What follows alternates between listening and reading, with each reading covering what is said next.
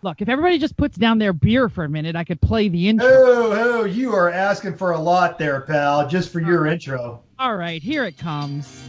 Welcome to Everyone Racers, a podcast designed for the world of low-dollar racing and oddball car culture. Whatever kind of LeChump or track dog you run, SCCA or NASA, we won't discriminate. We even think you Drifto Hella Flush guys are all right, as long as you've built it yourself and drive it hard. Join us each week for tech discussions, tips, tricks, news and notes from the world of low buck racing, and if you can handle it, Chrissy will give you just the tip. I'll be your pit marshal. My name is Jeff. Everyone report to the paddock.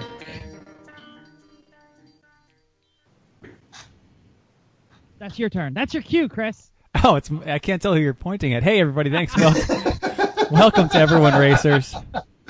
We have made it to a fourth week. Amazingly, we're still here and still trying this, and maybe we now are up to 5 or 6 people listening. Hi, Chrissy's mom.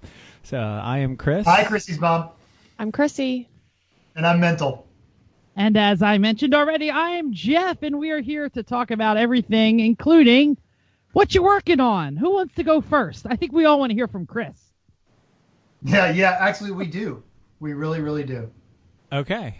Well, everyone who's a Facebook friend knows exactly what we're talking about. Chris, tell us what's going on. Last weekend, we drove 1,800 miles in 48 hours, including stopping to sleep for the night, to pick up our new NSX. It is... That's supposed to be the angels singing. Yeah.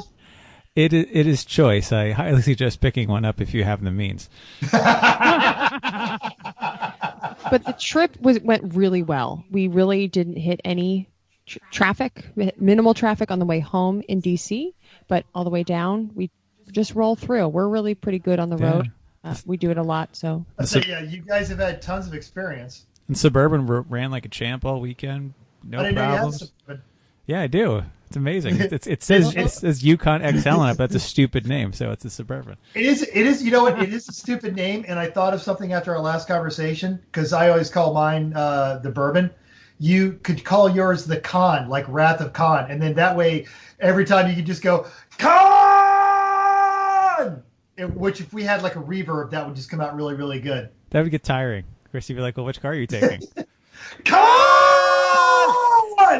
Well, so you mean the sub? Yes. The sub. Whatever. You know, it's interesting that we all drive or tow with whatever they call them, new body style, GMT whatever. GMT 800. Yes. GMT 800, thank you. And we all call them absolutely completely different things, and we all have slightly different flavors.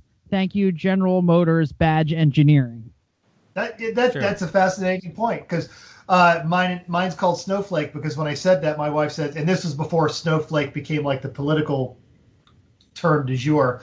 My wife said, this sounds like a stripper's name. And I'm like, oh, Snowflake it is. She's a little big, but, She is a little big. If that's what you like. Very Good big. for you. Yeah, hey, people still stuffing dollar bills in there. So, yeah. You probably put a lot when you fill it up. I was going to say, I think I win the fill-up battle with the 8.1 liter in my Avalanche, but I lose whenever it rains because my shit gets wet. So what are you going to do? That's true. You do lose. And when the Avalanche finally rusts away, I'm coming up there and getting it, and that thing is going in my lovely rust-free 1500 Suburban, just so I can make every Mustang GT angry. Hey, hang on. Well, when the Avalanche rusts away? It's working on it. It's not the most janky truck that he's owned. So No. it's pretty great. It's far from the most janky truck he's owned. That is so sad. Never buy a truck from Long Island. Chris, we were tell talking us more about about the what NSX. we're working on. The NSX, really, my favorite part about it is the view of the road you get out of the front of this thing. You are so low to the ground. You're sitting on the ground. The windshield is expansive and low, and it's mental. Remember in the Discovery, you had the most incredible seating position in the world. You had the command seating. You're up high. The glass is low. You feel like you have an incredible view that you don't get in modern cars. Modern cars, for safety reasons and style reasons, the window line is up by your neck. And it ruins the view. This car, you are sitting up in the F-16 style cockpit, which is the intent of the designer of the car. The view is amazing. And because the hood just slopes down because there's nothing there except the spare tire and the ABS system, basically the windshield, the road runs right into the bottom of the windshield, essentially. So you have an amazing view of the road. You feel like you're going a million miles an hour anyway. And with the top off on a nice day, it's just a wonderful car. It's so easy to drive. Like I went to the grocery store in it. It's not a big deal. It does everything well. And then when you hammer on it, shifting at 8,000 RPM, it really moves. It's a lot of fun. And I've driven 3 of them, and you are absolutely spot on. You just have like enough of a hint of the fenders to give you perspective when you're going down there, but the rest of it, it's just road straight into the windshield. And even though you're sitting low on the ground, you never feel like you've got your MGA, and I had an old MG Midget. You never feel vulnerable like you do in one of those small cars, even though you're lower to the ground. You feel solid. You feel in command. Nothing's sneaking up on you. Yeah, that's one of the best assessments, I think, of that driving car that I've ever heard. You do worry about the people in their Brodos pickups who definitely can't see you when they're anywhere next to you. Really? Because it's a pretty flashy car. Doesn't matter. Yeah. They're just not looking. Yeah. All right. I mean, as someone who drives a lot of Miatas and stuff. I mean, it's similar, but it's even lower than Miata. Like, you're looking up at Camrys. Like, hey, what's up, Camry? How you doing up there? You know? And he still wanted to lower it because it's got some wheel gap. Let's be honest, everybody. Nobody looks up to a Camry. What's obnoxious? Either I'm getting old or that car, because I got a chance to drive the new Camry that they're touting around, and I alarmingly enjoyed it. Well, if you're going to say, hey, Mom, you need a car, like, that's what you'd pick, though. Like, Absolutely. It's Absolutely. a car for people who don't care about cars, but it is a phenomenal car. Mazda 3. Sure. Right. Mazda 3 That's all we Truck Cam. decided. Or Honda Accord.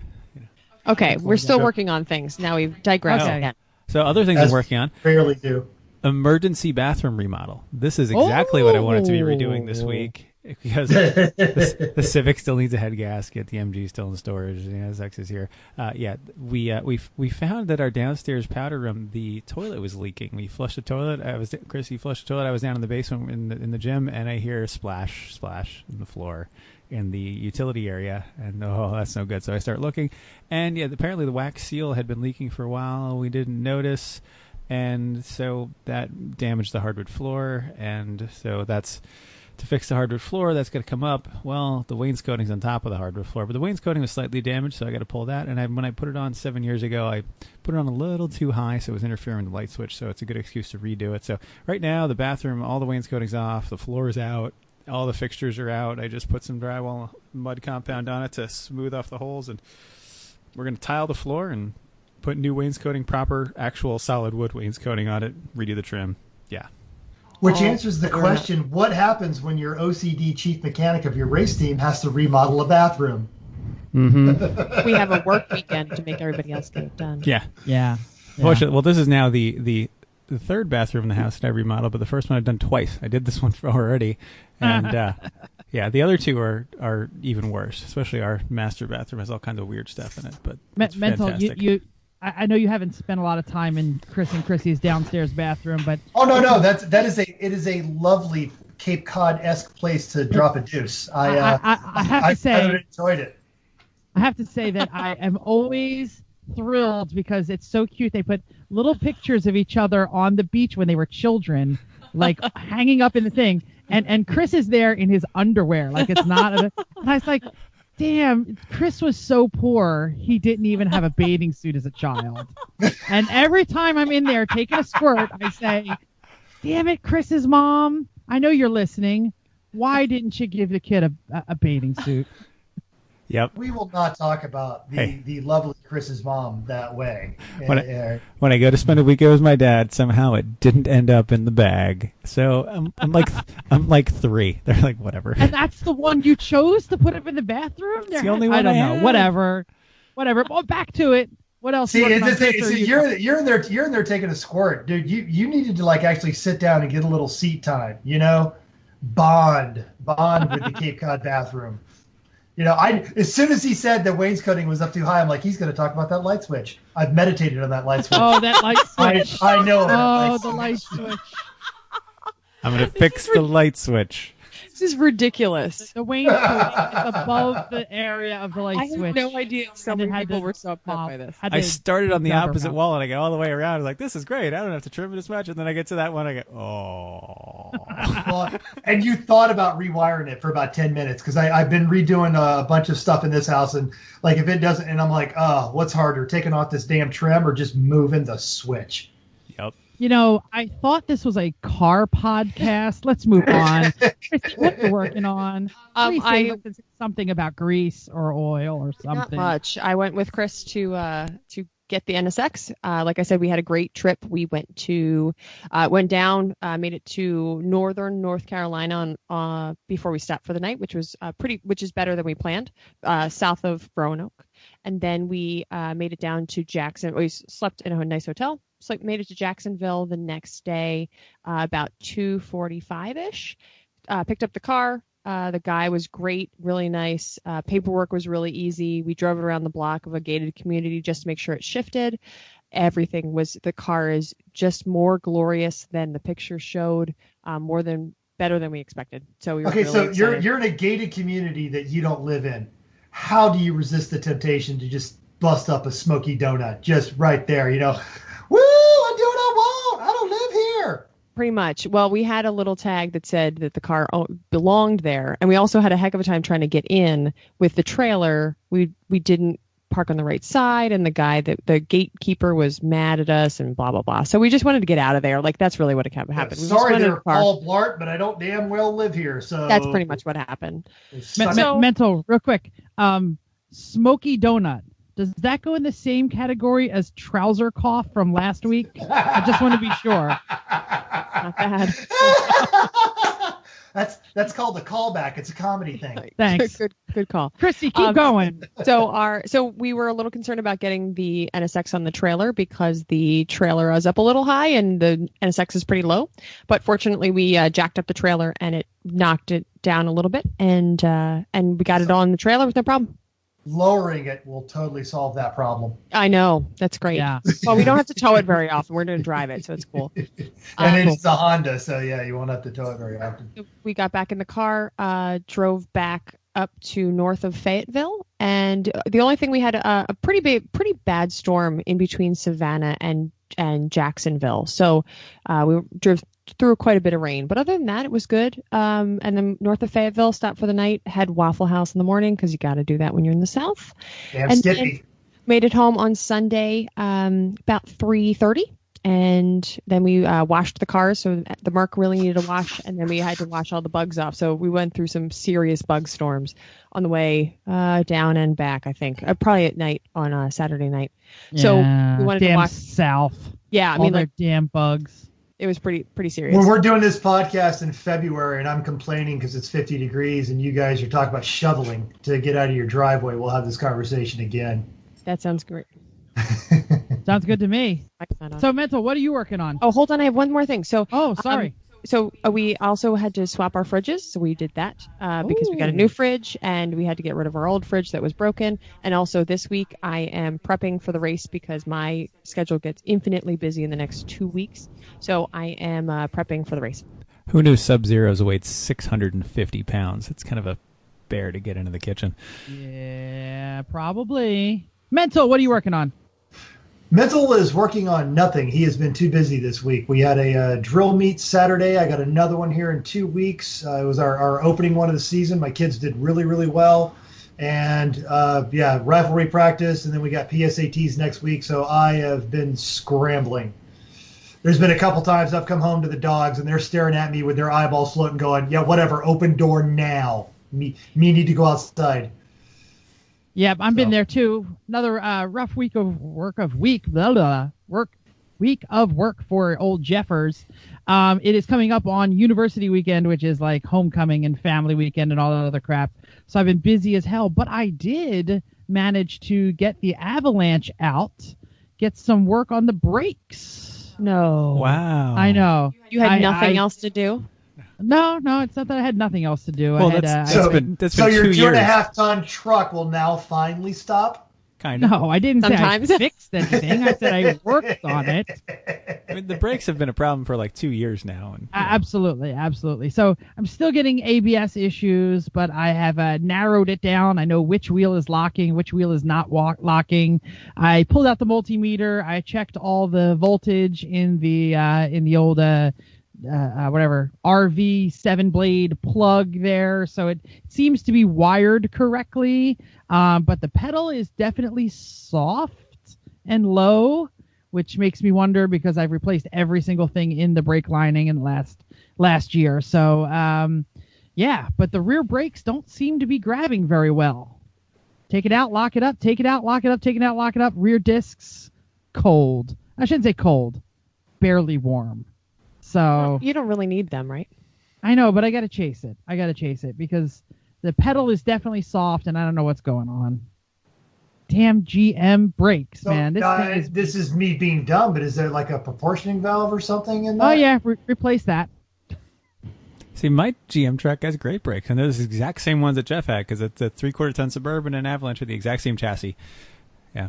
They were great until the line went rusty and broke. Yeah. Well, that happens to every GMT in an 800 truck is the brake lines rust at some point. Ours fortunately happened on a boat ramp. That's a great place to have it happen. Yeah, I drove the truck to the boat ramp. Yeah, I also did everything. Why did you turn? Why did you freaking turn? So I also have been working on a slightly smaller project on the kitchen table. I bought off of eBay a $15 watch repair kit.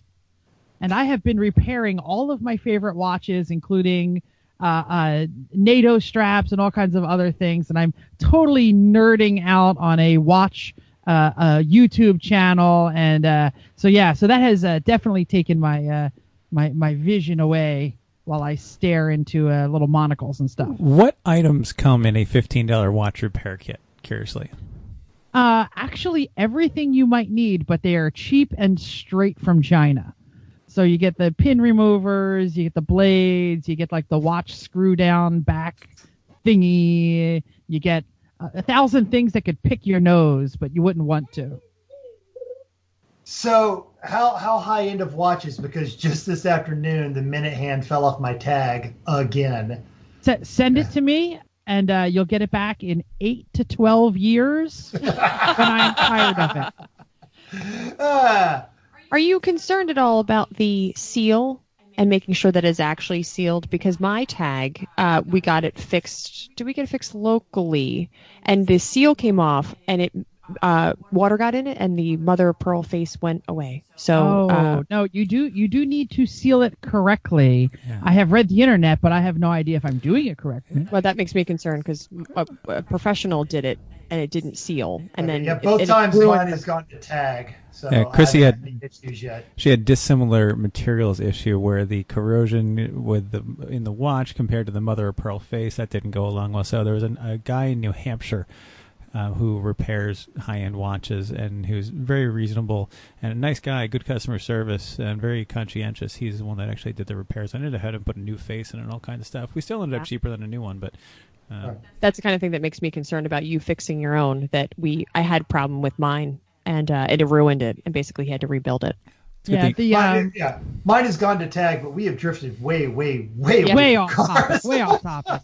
I just wanted to, I'll show everyone my watch, and for those of you not watching at home, you don't get to see this, but you can check out the Gulf Stripe band that I stuck on my cheap ass watch, and I need that.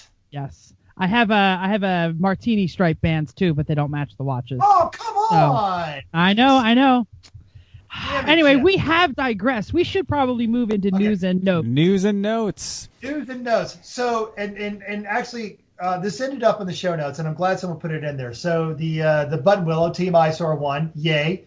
Right up until the end of the track, you had 3 cars competing on the lead lap, and a Volkswagen 411 won the IOE. Fascinating because former teammate and taco/poop connoisseur Steph Schrader was on that team. Really? I had no idea. She had texted me and asked me if I was interested in doing it, and I just couldn't make the scheduling work, much less fly out to California and do all that kind of stuff. But yeah, so they had the four. It's an old Volkswagen, like the last evolution of the Type 3 style stuff, the hatchback with the flat engine out of the 914. Yeah, wait a second. Let me just check here. So 411. Those of us who don't know I don't think anything I've about ever Volkswagen. I don't think I've ever even seen a Volkswagen 411, but that's because I don't live in California. Yeah, what is a 411? They all rusted away 2 years after they were made. It's an old school, one of the last air cooled Volkswagens. It's like an evolution of the notchback, square back. Yeah, wagon thingy. Yes, I think it is. Yeah. All right, Chris, you have gone completely frozen, so it's fascinating hearing you speak with just this look on your face right now. But, another one. Tell me about Eyesore, because I wasn't paying attention. So Eyesore had how many, did you say, cars on the lead lap? No. Just the right until the end, there were 3 cars on the lead lap. Oh, 3 cars. Not Eyesore had 3 cars. Eyesore is still running the exact same ghetto charge me out that they've been running for years. That they have so incredibly well sorted. And if you ever have some time, look up on Moto IQ. Dave wrote a few articles about how they got that car together and how it's evolved, and it's really an interesting story. And that's a car that has continued to be able to dominate over the years. They have always been a contender. All of them are great drivers. Dave, Sarah, the other folks on the team, they're all great drivers, and that car is sorted. And that is another one of those just textbook examples of folks that started out with this entry-level endurance racing. We call it crapcan, but it's not really crapcan anymore. And the car looks like something that you would have towed if it was parked in your neighborhood for being abandoned. But underneath, it is legit. So it looks like, just on the Team Eyesore webpage, and you can go there on Facebook, and you should like them if you don't already like them. They managed to get 331 laps, and it looks like they just snuck past the number 2 car by maybe, their last time for Team Eyesore was 2:18. They had 331 laps, and Nemo Money was 2:16 on lap 330. So that is just it's tight. That's tight. That is absolutely, breathing down your neck kind of. You make one mistake or one bolt comes loose or something goes sideways, and we've been there a few times. And amazingly, that car has a stock tank in it. They had tried to set up for a while. You could run 2 fuel tanks, so they had 2 feeding into the other one. That didn't work. And then they also found it screwed the weight balance up enough in a Miata having this extra tank in there, so they're back to a stock tank. So that's almost their limiting factors. They have to fuel more than everybody else. And if it's a stock tank, it starves too at 3/4. Yeah, that becomes the limiting factor for a lot of Miatas in the low buck endurance series. Is they just don't have a big enough tank to last as long as some of the other cars out there, and they're not as fuel efficient as you think when you run them high in the RPM band. And because they're mounted up so high, you do get a lot more sloshing than you do in a traditional. Yeah. Well, a lot of the small cars, that's what you end up running into. Like I was running the Del Sol with Craigers and Kurt, and I burned through more than half a tank in an hour of the shift, and I had to back way off. Right. Damn. Well, I'm used to our 22-gallon cell in the Civic. It's like, how long do you want to go? Your kidneys cannot last as long as that gas tank. If you need to pee, you're not sweating enough. Work harder. Anyway, anybody else have any news? Nope. I have a. Go ahead, keep going. I've got 2 more things, and I want to throw this out there real quick. So also some semi-mutual friends of ours, Brownell and Cam over at the Camden Talk podcast, they do the Radwood, and they now are doing the Radwood 2. So it's cars in the 80s and 90s. It's going to be December 2nd out in Arizona.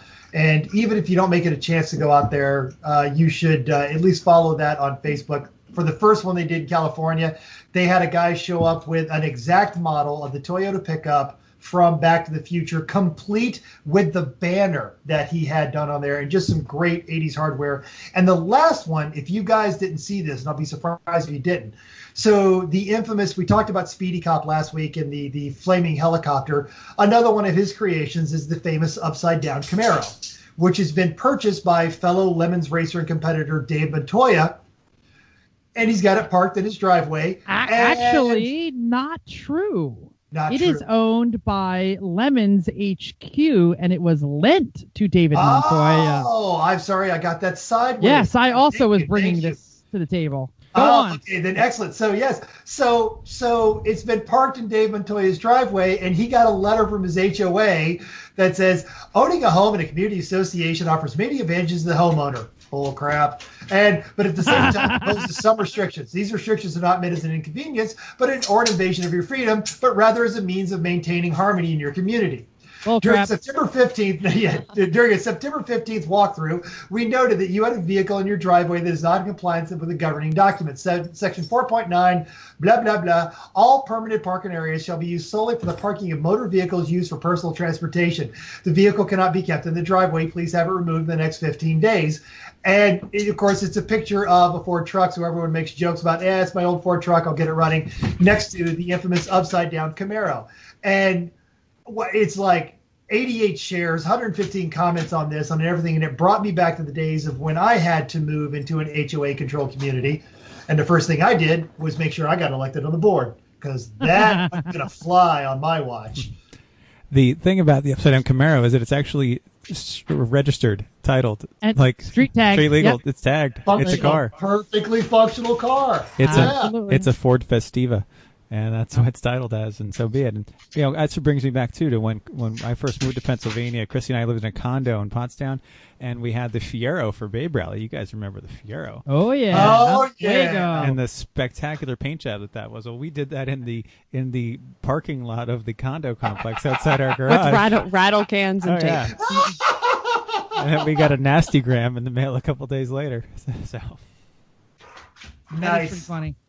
Nice. So I actually brought a news story, if you guys are ready for this. It actually came out in Jalopnik today, a little bit earlier, that brand new NSXs, and I am making slight of a callback here, are basically rotting away on Acura dealerships. And there is some serious discounting going on in the Acura dealerships on the brand new NSXs. At the same exact time, the brand new SIs are getting $10,000 tacked on to their build sheets, the rip-off sheets. Well, everything I've heard about the new SI is that it really is a phenomenal car in every possible way. Not the SI, the Type R. I said SI, I meant Type sorry, R. I know what you meant. The CTR. Absolutely. Everyone said it's really a fantastic, fantastic car, and here's the difference. Many people can afford a $30-something thousand amazing performance Honda. Well, make it a $40,000 right. one. Well, even still, you can afford that. Still, not all that many people can afford a $160,000 performance Honda. As spectacular as it is, it's not going to sell all that many. It's just not. That's almost what we paid for the house. Yep. Well, and here is the two different, I guess, competing ads that they showed. One is a blue Type R with, standard kind of everything else, and it is more than $10,000 on it. It is labeled at $59,775 on an MSRP of $34,000. That's just someone being overly optimistic. That's never going to go for anything even close to that. Bag. And here is a dealership in New Jersey offering a 2017 Acura NSX with the VIN. $189,000 is listed. MSRP of $200,000, listed at $189,000, and then lower in the ad was, "I'll sell it for $155,700, and will be any price from anywhere, and I will beat any price from anywhere. Been in the community for years. I'm an NSX owner myself. Please check BridgewaterAcura.com for pictures." So that's a very nice ad for $44,000 discount. Now, Jeff, you've driven one of those NSXs, and you said it was spectacular. I have. They're amazingly spectacular. The torque, when you come out of a turn, I was only on a racetrack. I was not on the street. It was with the Extreme Experience, supercar driving experience, and I really think on a good track with someone who does not really know what they're doing, I could make it go around that track as fast as the Ferraris, because there's just so much torque everywhere. You're also used to not having any torque. That's true. Torque makes my pants tight. But the one awesome thing about it is, because it has the motor and the electric motors, you can hear the whine of the electric motors. Like when you get on it and you're low, you can hear the buzzing from the electric motors, and it's another visceral experience that you wouldn't expect. And that's one thing about the old NSX too that I'm enjoying, is that it's very genuine. The whole driving experience is very genuine. It's a fairly basic car, like compared to our old Z4M Coupe. It's missing a lot of features that the BMW had. Like there's no memory seats, there's no Bluetooth, there's none of that crap. It's just like a car, which is really kind of nice and refreshing, and it's also just very visceral. You feel the engine rumble behind you. You feel everything through the steering wheel. You feel things through the shifter. Everything about it. You know exactly what's going on in the whole car, and it's something you just can't get anymore. Yeah. I also want to mention that, you said that, people can't afford an NSX. I don't think that's it. I think the NSX is still a niche cult vehicle. Even yours. Not everyone is going to know what it is. Nobody had a picture of an NSX on there, when they were 14 years old. I beg to differ. It was a bedroom. It was a bedroom wall poster car. It wasn't a Countach, but come on. I was going to say it didn't have a Countach. No, there were plenty of half-clad, surgically altered models all over NSXs, and the infamous "poverty sucks" or "justification for a higher education" posters towards the end of it. Absolutely, there were. That was a bedroom wall car. No, in the magazines, in the import magazines. It never made a big splash in Gran Turismo and a lot of the other video games. Did. Absolutely. Which ones did you play? I'm with the Chris's on this one. It was all over GT2, 3. Like they even had various different liveries of the NSXs. Like it was a huge epic thing in those. The NSX, and also this was the dawn of the Japanese supercar. You'd had Japanese performance cars, but at the time the NSX came to the shore, you had the 300Z twin turbo, the Super twin turbo, the RX-7 twin turbo. So it was like the Japanese said, "Okay, we're in the supercar game now. We're doing it big." And the NSX, the NSX was the first by a bunch of years. The RX-7 didn't come out till '93. The Nissan didn't come out till actually Nissan was about the same time as the NSX, but the NSX was in a different league. Absolutely. I'm not saying the NSX isn't a fantastic car, but I'm saying dollar per dollar and how much you're getting. I mean, have you seen the Supra prices? Oh, yeah. That's why I bought an NSX. Absolutely. I mean, Supras are getting that you don't vape and iron the brims of your hat flat. True. 2JZ, no shit. 2JZ, yo! 2JZ, yo! But like I said, I just don't think. And when I was instructing with Extreme Experience, people were coming. They're like, I bought my dad. Totally sponsor this show, by the way. It should. I bought my dad laps in the Ferrari because he always wanted the Ferrari.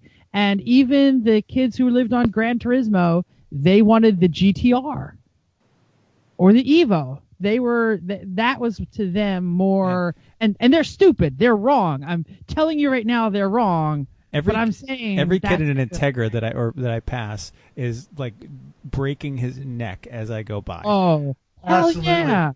And I remember living in Oklahoma with my 3 buddies that had NSXs, and I had my 911. And it was like, oh, who parked the Beetle next to the supercars? The NSXs draw their own crowd. And I would argue that the new one, it's a niche vehicle, but there's a bigger ploy, and it's happening with the Focus RS. It's happening with the Shelby GT350R. It's happening with all these limited production specialty models. Is the dealership model is screwing us over? Oh, Focus RS, we're just going to charge $10,000 more because we can. And I guarantee they're doing the same crap with the NSX. Terrible. They're discontinuing it because it's not selling because every dealer is screwing the whole thing up. You mean the RS, ridiculous. right, Chris? Yeah. Well, just idiots with supercars.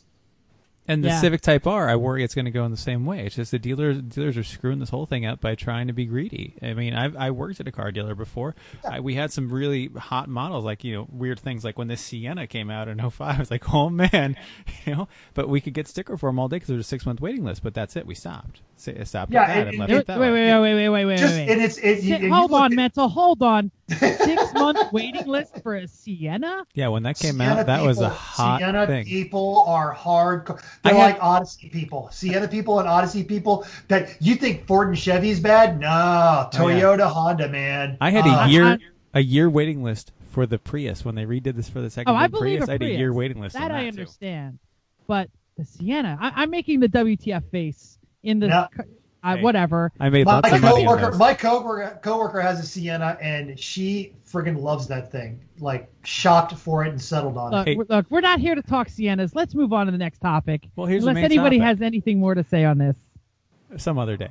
Some Some other day. We other can say that. day. So here's We'll our cover main, that another our main time. topic here. How do you create and keep a functional crap can racing team? This is a really difficult topic. It's one that every new team has to struggle with as they get into this, and it's going to be a different answer somewhat for everybody. So we're going to talk about a variety of the different ways you can do this. And we've been lucky. We have a great group of people that make up 3-Pedal Mafia. We've been able to endure over the years and go through all kinds of different phases. And we're still here. We still like each other. And we've only had to not invite a few people back for arrive and drives. But our core group keeps growing. And you say luck, but genuinely, how much of that was sincere, honest effort you guys put into personality matching? In fact, I would argue that you guys, especially at the beginning of this team, chose personality matching and a teamwork mentality over driver capability. Well, we still do. Yeah, well, because you can teach people how to drive. Right. I can't teach you not to be a jerk.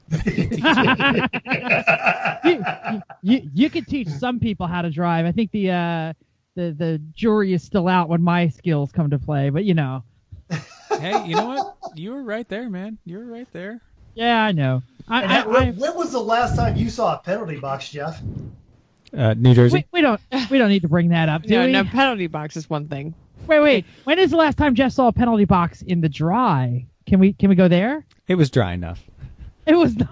Okay, anyway, so we are talking about building a team. Building a team. Well, first off, your team has to agree on a goal. What are your goals as a team? You all have to align. Is your goal to bring the worst IOE ridiculous car that you could possibly find? Something like a Volkswagen 411, right? Or like what NSF does. They bring this janky ass terrible things constantly. Where they get these cars. Well, they pull them out of a swamp every time. Bob pulls them out of a swamp every time, and then he gets Sasha involved to cut the roofs off. I don't know why that's a good idea, but exactly. But that's what works for them, and it works, and they like it, and they keep coming back, and everyone likes to see it. I don't want to do that every time, but it works for them.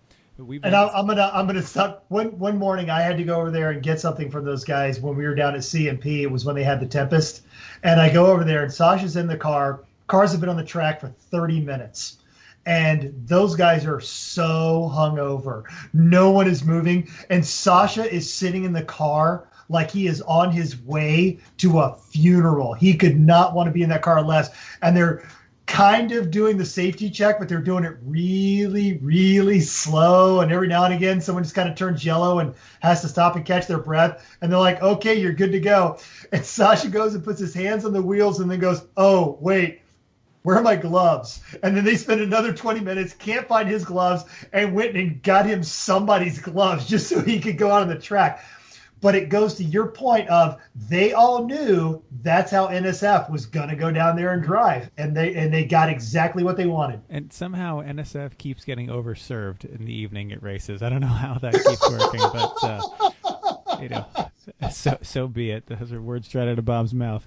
And then there's other people that have to run pointy end A cars, and if they're not in the contention, they're like, well, I don't even care, and they stop and they go home. But if that's your goal, to be in the top 10 every single day, okay, make sure you agree. And then there's lots of teams in the middle that just want to go to the track and have a nice time with their friends, and that's wonderful. That's like, the steady eddies. We need those people rowing the boat to keep paying for everyone who wants to do their IOEs and everyone who wants to do their pointy stuff.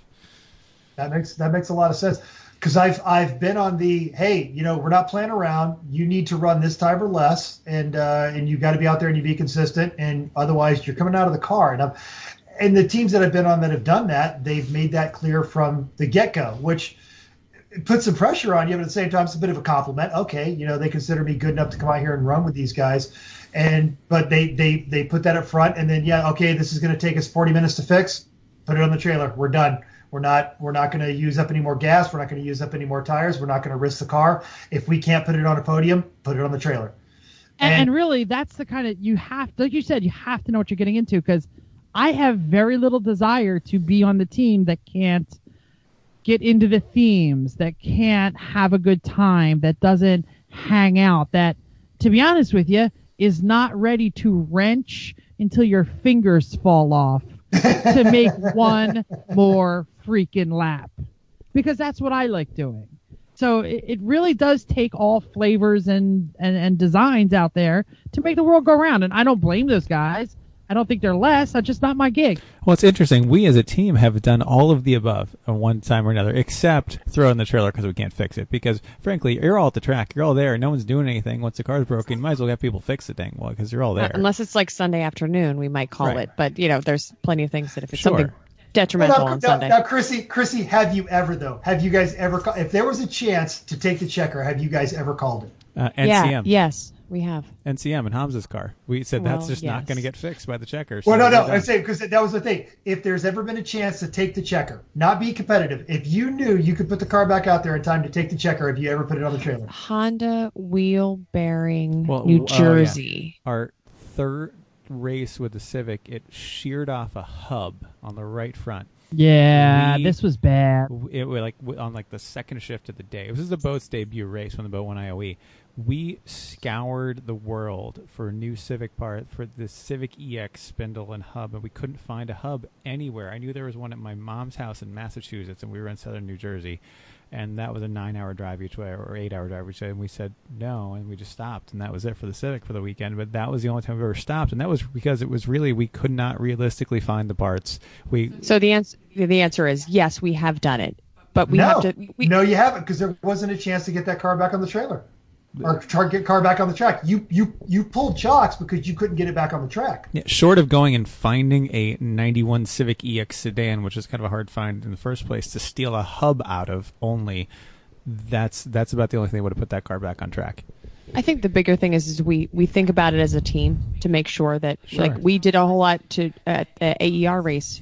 To trans in. So we thought about every time we said, okay, this is what time of day it is. This is how much race we have left. How bad is it? And is it something that we can actually, should we expend the energy to make it happen? But it's a different mentality than you've referenced, that we're not just like, okay, we're not in contention, we're not going. Well, that AER is a great example in that we had that trans in and out 3 different times. It exploded all over the bench. We kept putting new ones in, and we finally got the new one in, and the trans worked great. And then we found we had nicked an axle seal, and we were leaking trans fluid, and nobody had an axle seal. None of the parts trans were the right size. No one around, no parts store had it. That was it. All we were going to do, we could go out and drive, but we were going to oil down the track for everybody else. And we said, it's not fair. It was Sunday midday. And we said, well, that's it. We're done. Yeah, we also put, almost 1,000 miles.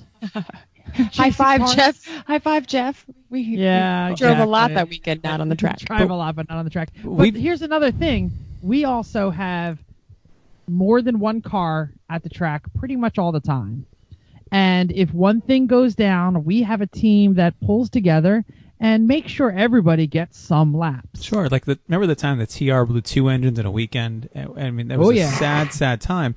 But, we talked to the guys that were running the Civic and the boat, and we said, do we want to, it's up to you guys. You're going to lose some seat time. We want to make some room for those guys to try to get out and have some seat time because they've had a lousy weekend. But everybody unanimously said, absolutely. Let's get everybody a shift so everyone can drive. Absolutely. But that's kind of the team cohesion we have. And they also gave me... Oh, God. They gave me 20 minutes in their Mustang at the AER race after I drove all across the country. I didn't drive at all. Yeah. But that's okay. I remember New Jersey, we spent the entire weekend rebuilding the boat motor again, and just because the idea was, well, it needs to take the checker, And then, that janky, sketchy junkyard in New Jersey sold us an air quotes guaranteed motor, which, not even close. Oh, you guys must have done something wrong. We're not giving you your money back. We disputed those charges on the credit card and got our money back. That's right, American Express. Boss, yo. More work. Uh-huh. It was. So, an interesting point that was brought up here. So when you get on these teams, they do fall into there's the alpha male kind of mentality, and then there's the consensus type mentality. And one of the teams that I run on that it's with the Inglorious Bass Turds, spelled like, Turd, out of Texas. It's Jerry Ringel. He's a fantastic guy, and he runs with a bunch of guys that he's known since he was in high school. But it is absolutely clear that is Jerry's car. And Jerry built the car, and then when something's broke, Jerry's underneath the car, and it's just, look, dude, just hand me the wrench. It's my car. And I don't think there's a bolt on that car he hasn't turned. But he's not a jerk about it. He's not going to, okay, get out of the car so I can take the glory moment. But, he's going to run that car, and it's going to be his, and you're going to follow the lead on that one. But again, he makes that abundantly clear when you show up at the track. This is my time. Then one of the great times, and we've talked about this before, is Dustin and the guys down in Sebring or down in Orlando, Florida, with the Fat Crack team. And I went down to there and ran with those guys in their inaugural race, and their whole thing was, we want to finish and not go in the penalty box. And they met that goal. The car busted up a couple times, and it stormed raining, and they were going. They learned a whole lot. And now they're actually a fairly competitive chump team. In fact, I think we talked about, they finished fourth in class. So it's if you're a team owner and you're doing this, you need to figure out what your goals are, and you've got to surround yourself with people that are going to adhere to those goals. So, because if you're a go to the track and have fun guy, nothing is worse than having your car wadded up by one of these pointy end people that wants to go fast and is taking low probability passes and doing stupid crap.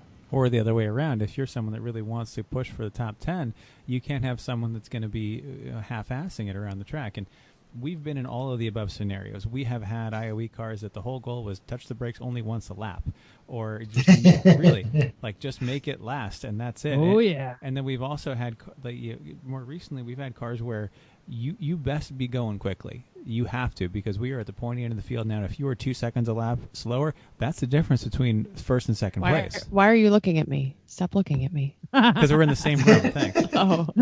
Okay, and Chrissy, we've had this conversation. That stopped being you a few years ago.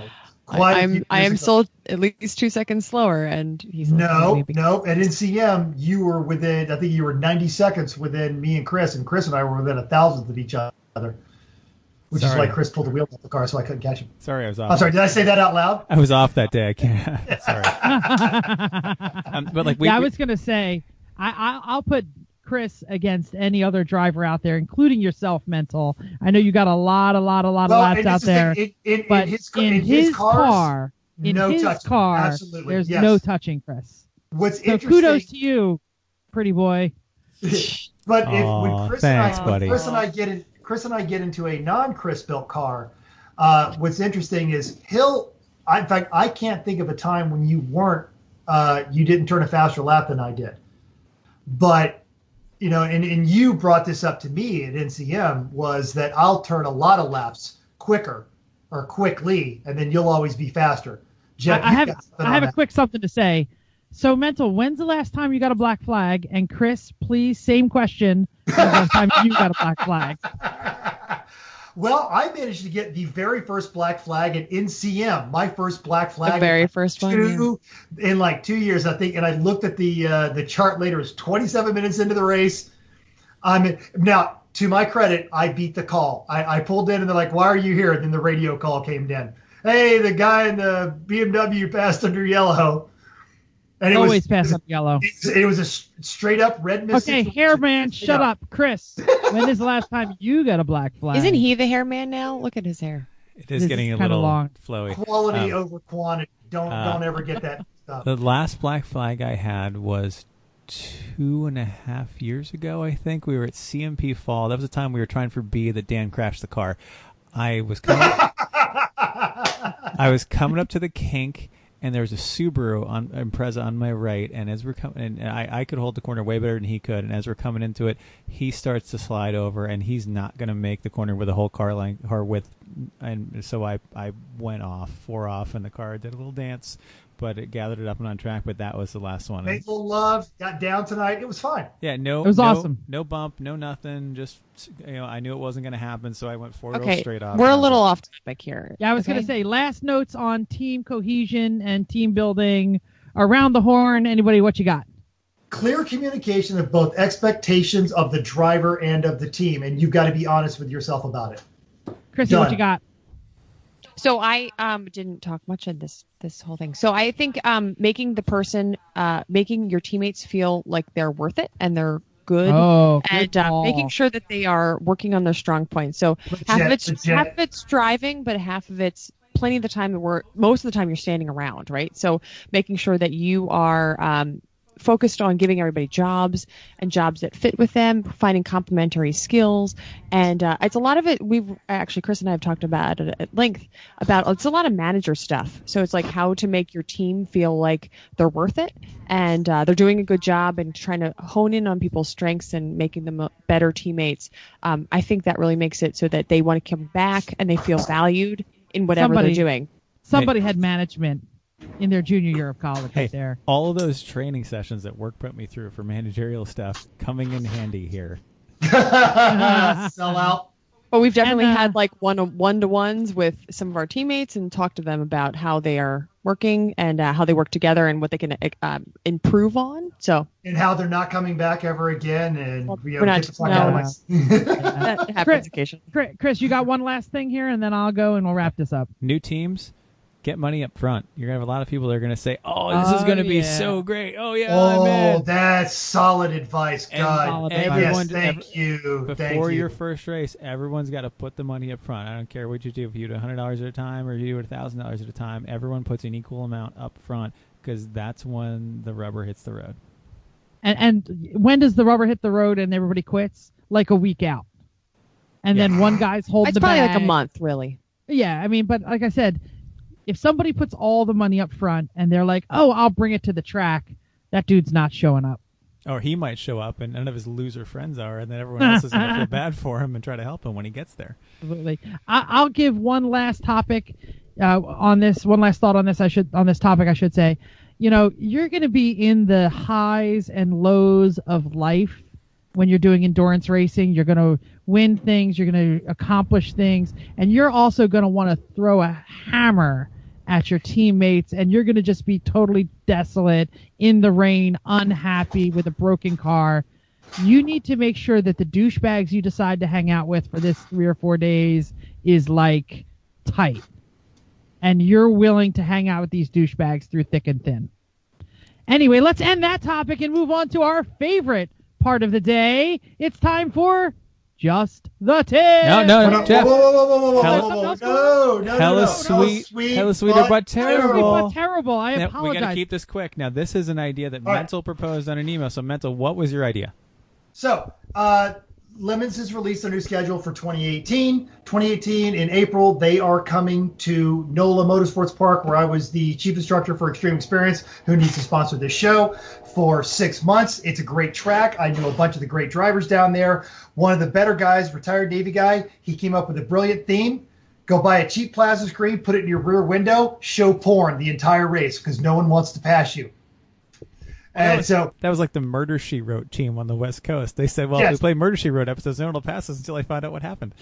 Yeah, but then, again, porn, because by the time they suddenly find themselves not interested, then they just need a nap. So quick question. We've got... Who wants a bunch of laps of staring at some sweaty guy's face going, What is a lap time at NOLA? Is depends it like on a 2-minute lap? It depends on what configuration to run. They've got a 2.75 and then a 1.5 mile configuration. It's all flat. There's no banking. So let's go with 2 minutes, 2-minute laps, because there's a 3,200 foot straightaway at NOLA. Okay, so your idea is really only to keep me behind the car for like one lap.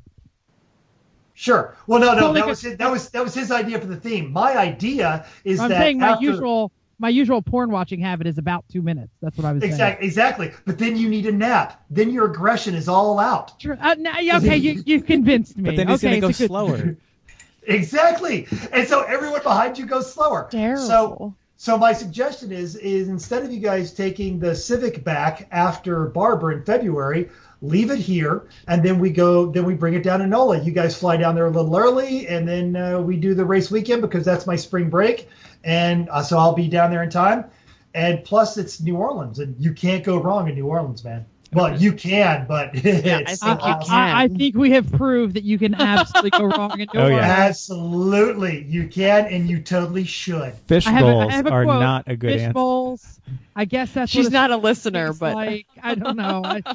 Maybe I'll make her a listener. Yeah. All right. My favorite bar down there has bacon, mac and cheese until 2 a.m. All right. So, Menzel, let me clarify. So what you want to do is we're already bringing the car down for Road Atlanta. We were proposing we're going to leave it with you for Barber, and we're going to race Barber, and then after Barber, we're going to tow it home, and then we're going to run at New Jersey, our normal home track, in May. You're proposing Correct. we continue to leave it with you, and then the NOLA race is in April, I believe, right? First week of April 7th and 8th. All right, so the bugs will only be the size of small birds at the point, as opposed to pterodactyls. And it's just prior to hurricane season, so it'll be nice and humid. Sure. It'll be fantastic. Sure.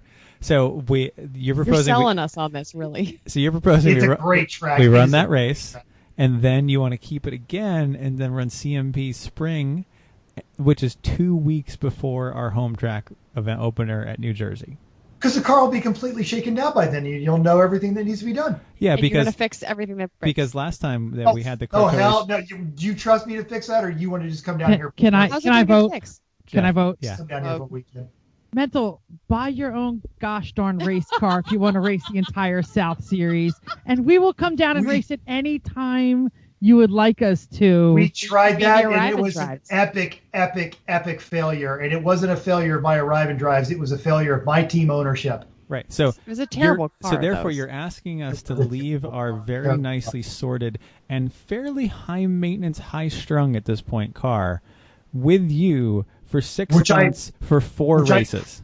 Which I promise not to touch unless under your explicit instructions and detailed That has to instructions get on how to done. do it. It doesn't work And that it way. will come down. You'll be frozen up there anyway. You'll want a work weekend. Come down here. It's cheap to fly to You Atlanta. think I Actually- have time to do this? We're getting married next year. I don't have time for takeoff for stuff like that. We've got stuff to do.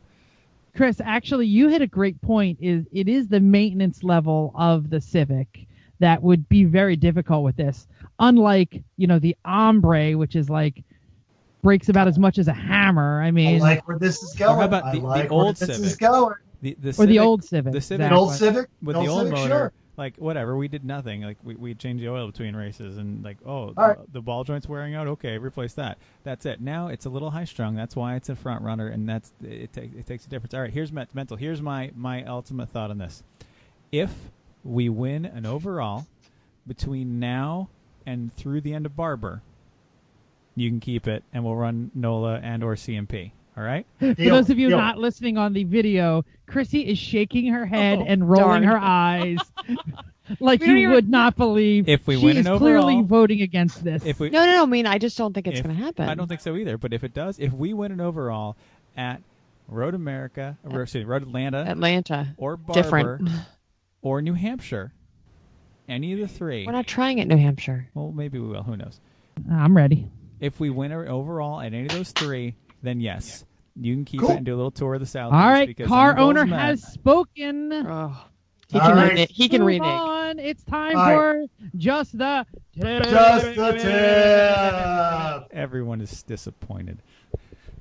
Okay, so this week we are talking about driver's gear. So when you take your suit off and you unfold it from your gross bag when you bring it home, which happens every race because Chris closes every race. Oh, Ew, no, gross. Chris closes every race, so we just fold up his suit. Jeff is throwing up. So that actually usually happens. So take it out of your bag and look at everything. What actually happened this race? Make sure that you take it out, and if you need to wash your suit, do it then. Don't wait till right before the race, because chances are you're going to think about trying to get everything else ready, and you forget that your suit is gross. As your suit ferments in the bag. And now it's moldy. Yes. Right. So take it all out and look at it. Make sure that everything is good to go. Make sure that there's no holes in your suit. And if you have a hole in your suit, you should. why are you consider- looking at me? I am looking at you because you are infamous for having a hole in your suit.